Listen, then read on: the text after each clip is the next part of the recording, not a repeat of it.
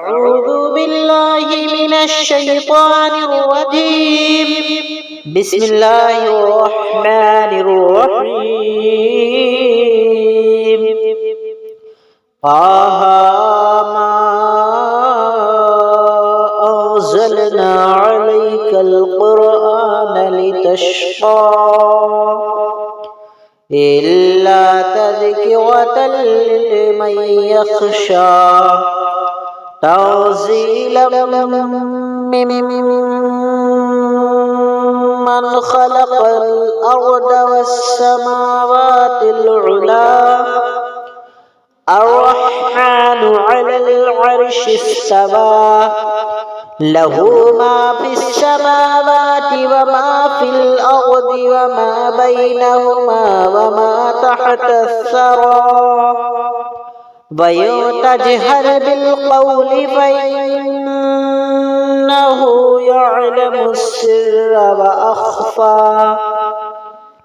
الله لا إله إلا هو له الأسماء الحسنى وهل أتاك حديث موسى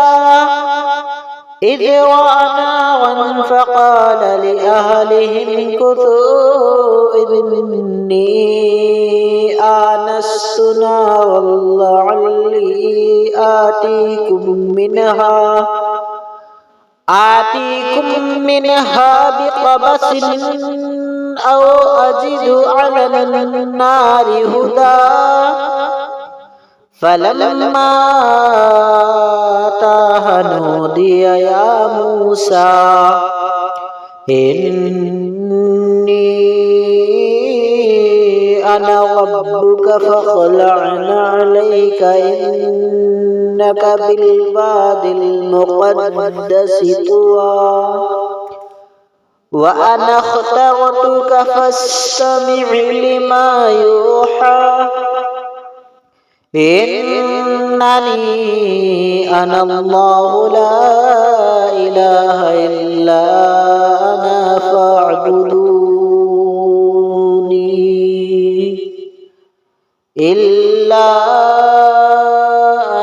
فاعبدني وأقم الصلاة لذكري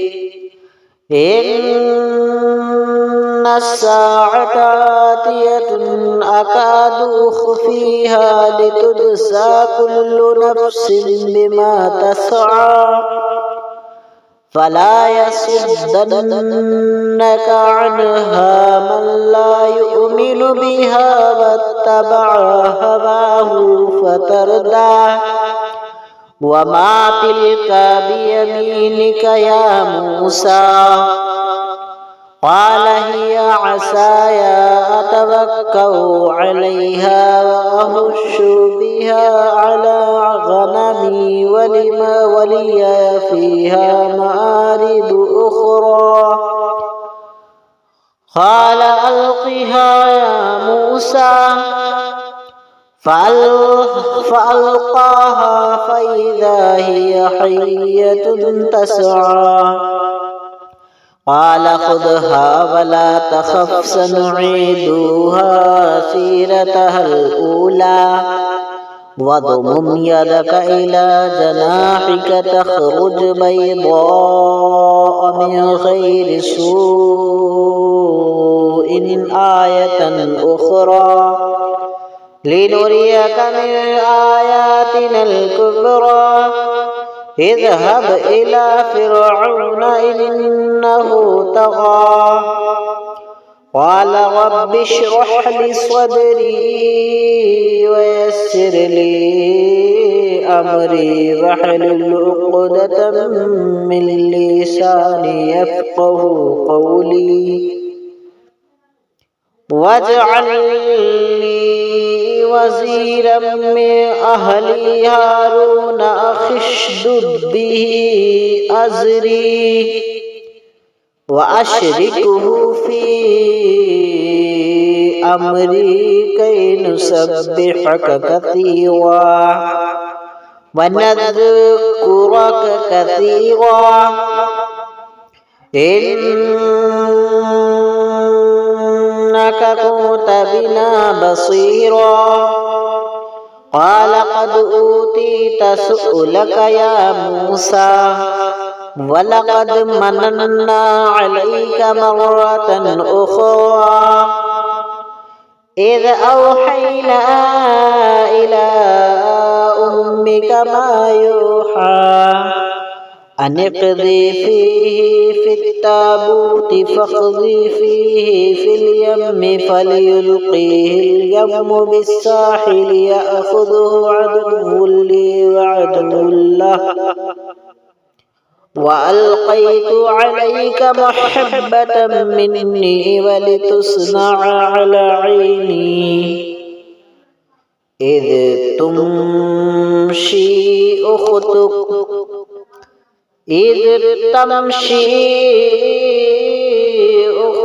فتقول هل أدلكم على من يكفله فرجعناك إلى أمك كي تقر عينها ولا تحزن وقتلت نفسا فنجيناك من الغم وفتناك فتونا فلبثت سنين في أهل مدين ثم جئت على قدر يا موسى واصطنعتك لنفسي اذهب أنت وأخوك بآياتي ولا تني في ذكري اذهبا إلى فرعون إنه طغى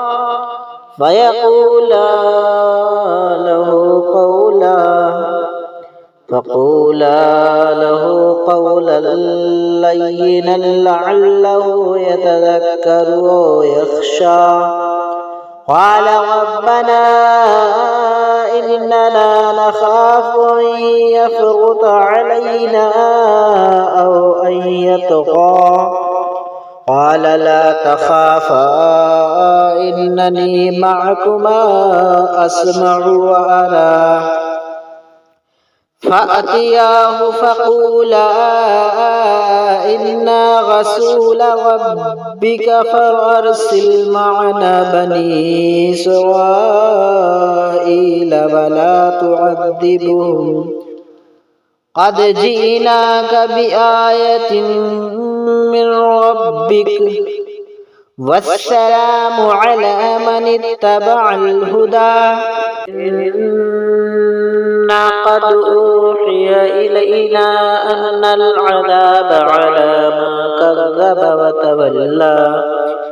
قال فمن ربكما يا موسى قال ربنا الذي أعطى كل شيء خلقه ثم هدى قال فما بال القرون الأولى قال علمها عند ربي في كتاب لا يضل ربي ولا ينسى الذي جعل لكم الأرض مهدا وسلك لكم فيها سبلا وأنزل من السماء ماء فأخرجنا به أزواجا من نبات شتى كلوا وارعوا أنعامكم إن في ذلك لآيات لأولي النهى منها خلقناكم وفيها نعيدكم ومنها نخرجكم تارة أخرى ولقد أريناه آياتنا كلها فكذب وأبى قال جئتنا لتخرجنا من أرضنا بسحرك يا موسى فلا نأتينك بسحر مثله فاجعل بيننا وبينك موعدا لا نخلفه نحن ولا أنت مكانا سوى قال موعدكم يوم الزينة وأن يحشر الناس ضحى فتولى فرعون فجمع كيده ثم أتى قال لهم موسى ويلكم لا تفتروا على الله كذبا فيسحتكم بعذاب وقد خاب من افترى فتنازعوا أمرهم بينهم وأسروا النجوى قالوا إن هذان لساحران يريدان أن يخرجاكم من أرضكم بسحرهما ويذهب بطريقتكم المثلى فأجمعوا كيدكم ثم أتوا صفا وقد أفلح اليوم من اشتعلى قالوا يا موسى إما أن تلقي إما أن نكون أول من ألقى قال بل ألقوا فإذا هبالهم وعصيهم يخيل إليه من سحرهم أنها تسعى فأوجس في نفسه خيفة موسى قلنا لا تخف إنك أنت الأعلى وألق ما في يمينك تلقف ما صنعوا إنما صنعوا كيد ساحر ولا يفلح الساحر حيث أتى فألقي السحرة سجدا قالوا آمنا برب هارون وموسى قال آمنتم له قبل أن آذن لكم إنه لكبيركم الذي علمكم السحر فلأقطعن أيديكم وأرجلكم من خلاف ولأصلبنكم في جذوع النخل ولتعلمن أينا أشد عذابا وأبقى قالوا لن نؤثرك على ما جاءنا من البينات والذي فطرنا فاقض ما أنت قاض إنما تقضي هذه الحياة الدنيا إنا آمنا بربنا ليغفر لنا خطايانا وما أكرهتنا عليه من السحر والله خير وأبقى إنه من يأت ربه مجرما فإن له جهنم لا يموت فيها ولا يحيا ومن يأته مؤمنا قد عمل الصالحات فأولئك لهم الدرجات العلا جنات عدن تجري من تحتها الأنهار خالدين فيها وذلك جزاء من تزكى ولقد أوحينا إلى موسى أن أسر بعبادي فاضرب لهم طريقا في البحر يسبا لا تخاف دركا ولا تخشى فأتبعهم فرعون بجنوده فغشيهم من اليم ما غشيهم وأضل فرعون قومه وما هدى يا بني إسرائيل قد أنجيناكم من عدوكم ووعدناكم جانب الطور الأيمن ونزلنا عليكم المن والسلوى كلوا من طيبات ما رزقناكم ولا تطغوا فيه فيحل عليكم غضبي ومن يحلل عليه غضبي فقد هوى وإني لغفار لمن تاب وآمن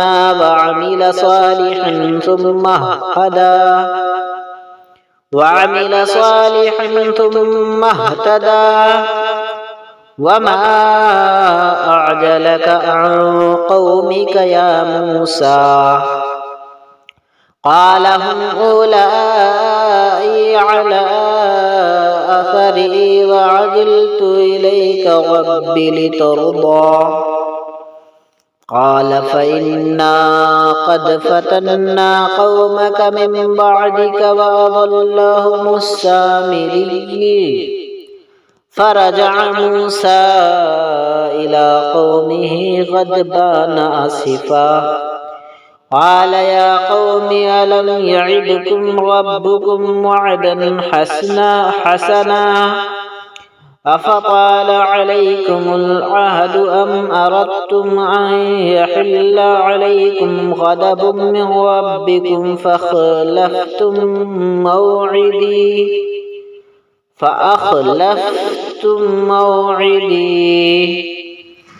قالوا ما خلفنا موعدك بملكنا ولكننا حملنا أوزارا من زينة القوم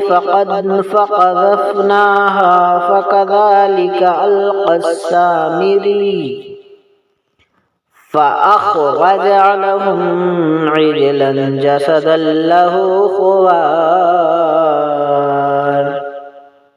جسدا له خوار فقالوا هذا إلهكم وإله موسى فنسي أفلا يرون ألا يرجع إليهم قولا ولا يملك لهم ضرا ولا نفعا ولقد قال لهم هارون من قبل يا قوم إنما فتنتم به وإن ربكم الرحمن فاتبعوني وأطيعوا أمري قالوا لن نبرح عليه عاكفين حتى يرجع إلينا موسى قال يا هارون ما منعك إذ رأيتهم ضلوا ألا تتبعني فعصيت أمري قال يا ابن أم لا تأخذ بلحيتي ولا برأسي إني خشيت أن تقول فرقت بين بني إسرائيل ولم ترقب قولي قال فما خطبك يا سامري قال بصرت بما لم يبصر به فقبضت قبضة من أثر الرسول فنبذتها وكذلك سولت لي نفسي قال فاذهب فإنك لك في الحياة الدنيا أن تقول لا مساس وإن لك موعدا لا تخلفه وانظر إلى إلهك الذي ظلت عليه عاكفا لنحرقنه ثم لننسفنه في اليم نسفا إنما إلهكم الله الذي لا إله إلا هو وسع كل شيء علما كذلك نقص عليك من أنباء ما قد سبق وقد آتيناك من لدنا ذكرا من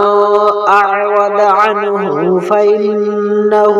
يحمل يوم القيامة وزرا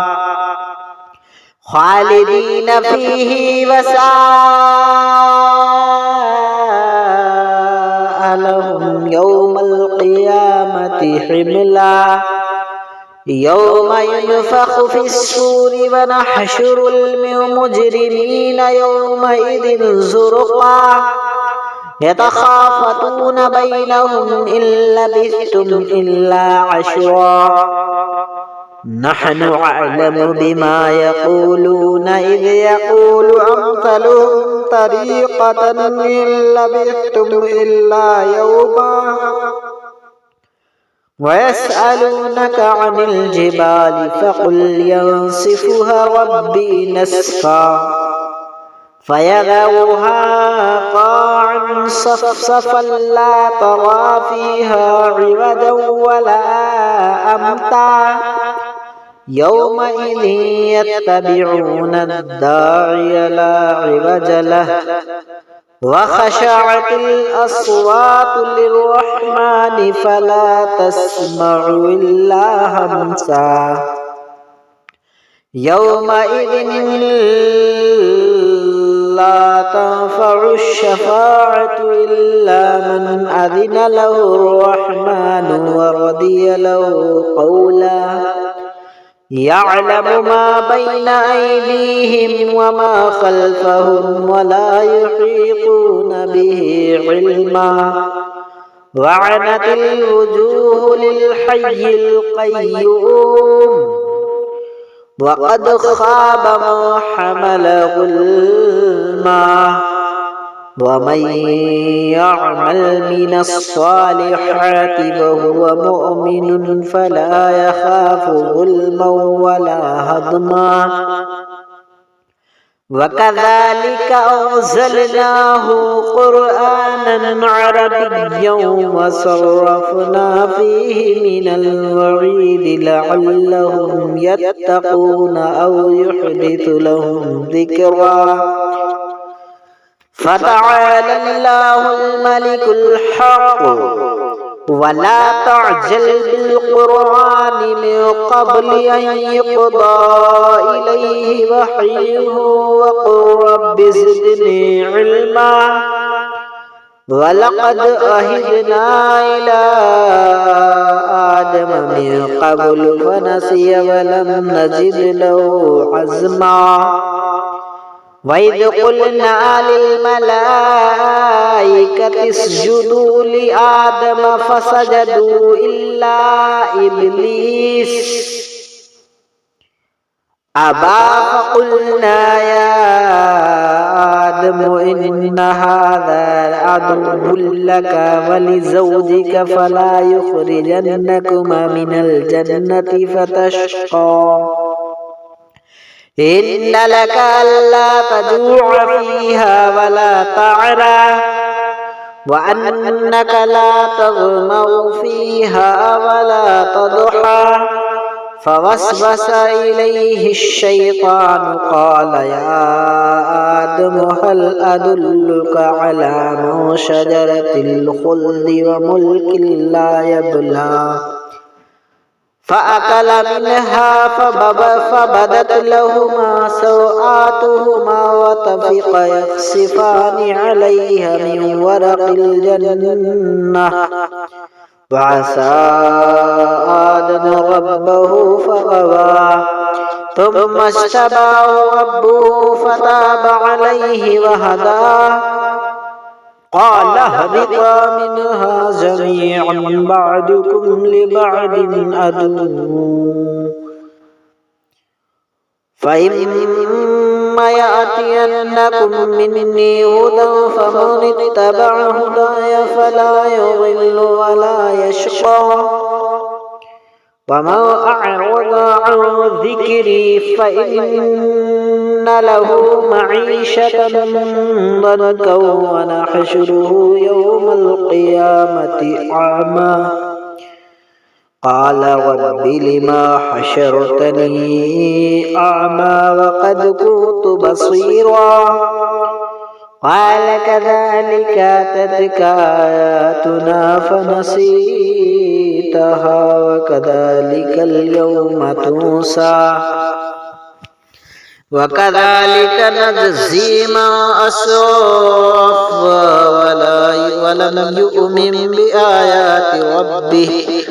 ولعذاب الآخرة أشد وأبقى أفلم يهد لهم كم أهلكنا قبلهم من القرون يمشون في مساكنهم إن في ذلك لآيات لأولي النهى ولولا كلمة سبقت من ربك لكان لزاما وأجل مسمى فاصبر على ما يقولون وسبح بحمد ربك قبل طلوع الشمس وقبل غروبها ومن آناء الليل فسبح وأطراف النهار لعلك ترضى ولا تمدن عينيك إلى ما متعنا به أزواجا منهم زهرة الحياة الدنيا لنفتنهم فيه ورزق ربك خير وأبقى وأمر أهلك بالصلاة واصطبر عليها لا نسألك رزقا نحن نرزقك والعاقبة للتقوى وقالوا لولا يأتينا بآية من ربه أولم تأتهم بينة ما في الصحف الأولى ولو أنا أهلكناهم بعذاب من قبله لقالوا ربنا لولا أرسلت إلينا رسولا فنتبع آياتك من قبل أن نذل ونخزى قل كل متربص فتربصوا فستعلمون من أصحاب الصراط السبق ومن اهتدى صدق الله العلي العظيم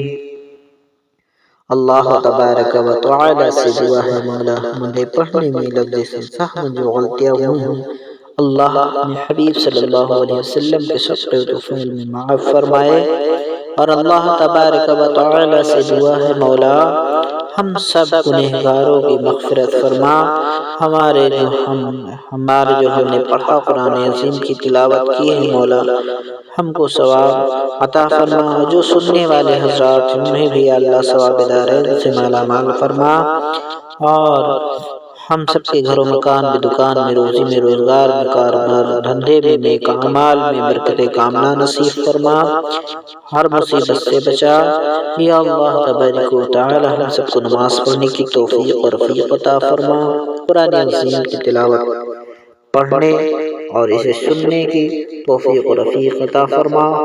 آمین بجاہ نبی صلی اللہ علیہ وسلم